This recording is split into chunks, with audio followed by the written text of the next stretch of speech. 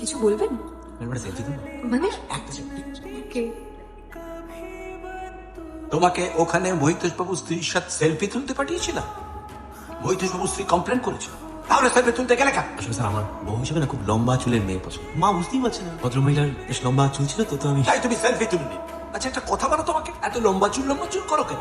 কি আছে লম্বা চুলে? হ্যাঁ, সে আপনি আর কি বুঝবেন স্যার, ইমন সঙ্গের প্লেয়ার কি বুঝবে? কোহলি কি চিনি? সে কালীগঞ্জের কোনো জুনিয়র আর্টিস্ট বুঝবে অমিতাভ বচ্চন কি চিনি? আচ্ছা তো ওই কটা চুল আঙুল ঢোকালে মাথা অব্দি পৌঁছে যায়, আবার বড় বড় কথা। কি হলো?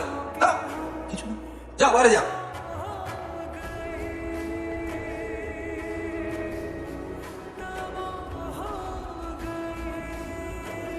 এই তো। কি নাম?